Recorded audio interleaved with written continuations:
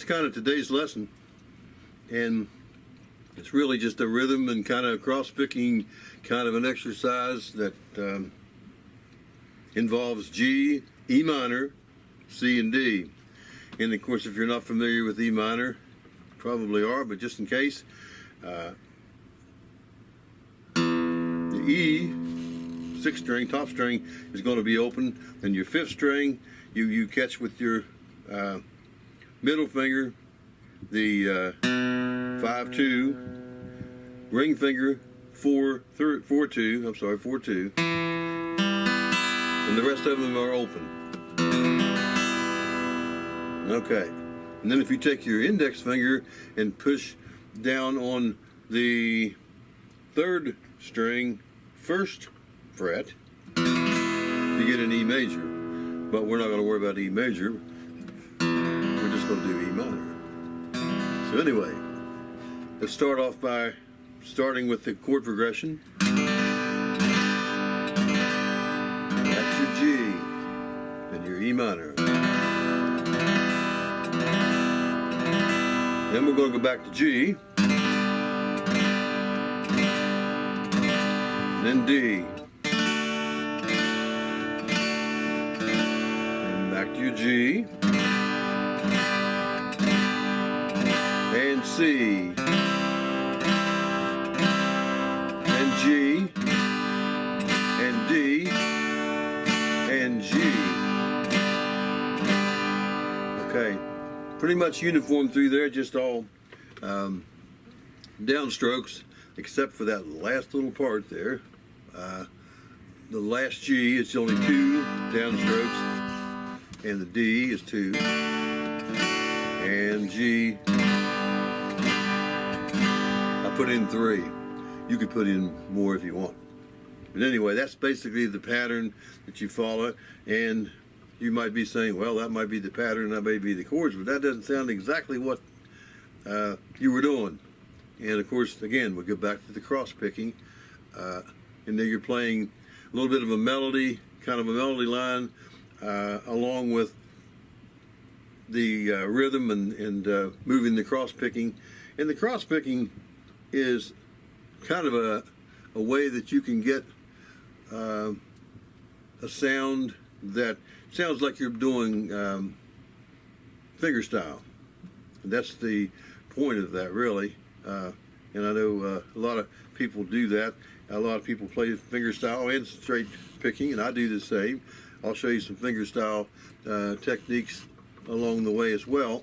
I've got a few of those in my cabinet here that I can pull out. But anyway, we'll start by just going just to D.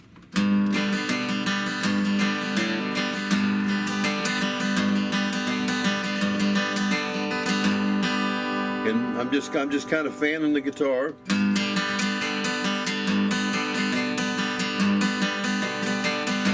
There's no right or wrong. Some people would tell you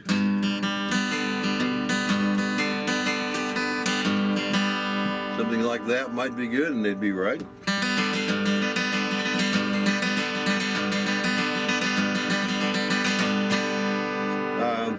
Or others might say no, just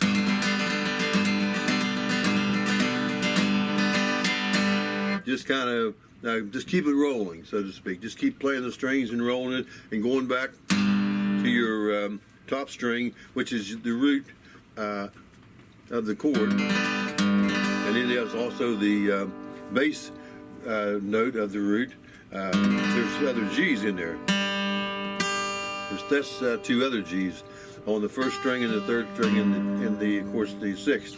But we're going to concentrate on keeping the rhythm together and keeping the measures and the beats together by hitting that top string. Yeah, keep droning back to it.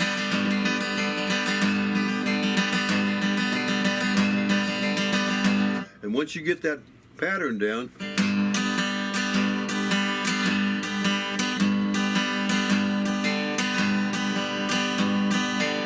if you want to count it off, it's 1, 2, 3, 4, 1, 2, 3, 4, 1, 2, 3, 4, 1, 2, 3, 4. You can do it slow like that.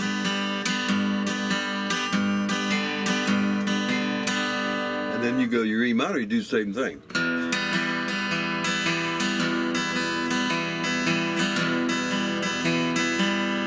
Back to your G, same thing.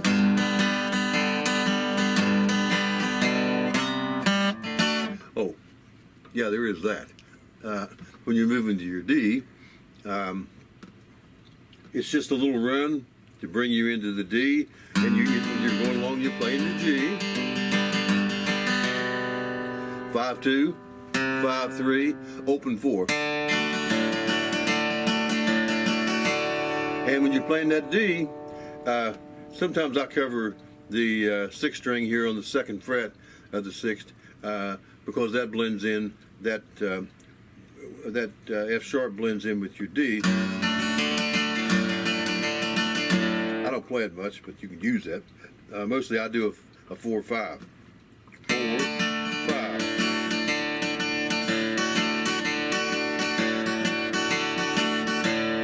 And back to your G. Now that you're probably thoroughly confused, let's start over again, and we'll go back to your G, real slow. 1, 2, 3, 4. E minor. 2, 3, 4. G. 1, 2, 3, and then that's your D, and then your G.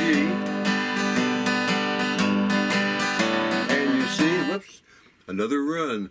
That run is out open 5, 5-2, 5-3. And the trick is to get all that together in that rhythm. But believe me, once you get that rhythm started, you'll find out how easy it is to go into those little runs. Just like this. You notice that I didn't lose any rhythm there, did I? And even though the C chord wasn't quite complete, didn't really matter because you're still in your G. So it kind of works out. The way a lot of folks think is that, well, you've got to be on that C chord. No, you don't have to be on that C chord because that's what the runs are for. Same thing going to your D. Now watch. See, I was 2 beats before I got to that D, but it still sounded right, and it still sounded like that's where it should be. See, and then back to your G. That is a open 6, 6-2, 6-3. So let's put it all together. Try to be slow. I tend to get fast, but anyway, I'll do it as slow as I possibly can. 2, 3. Go.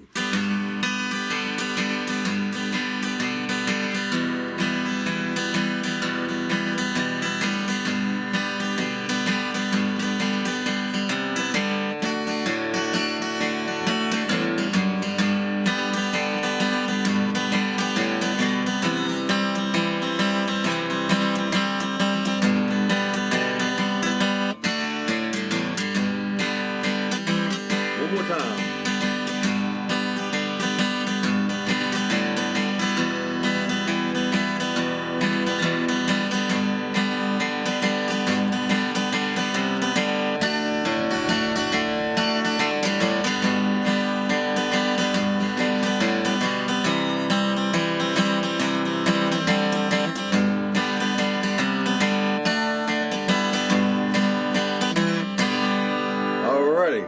I hope that helped, and I hope I didn't get too fast because I felt myself speeding up. And sometimes I put little things in there that I didn't tell you about, but maybe you can figure those things out. Sometimes I can get them, sometimes I can't. But anyway, that is lesson 6. So I hope you enjoy the lesson. I hope these lessons are doing well. If you like what you hear, like I say, push the subscribe button, and everything's on there, and there'll be more and more, and it's all free, and you can play it as long as you want to, as many times as you want to, and feel free to drop me a line, an email, a comment, a message, whatever you want to call it, and if I can help you in any way, I certainly will be glad to. So, keep on picking.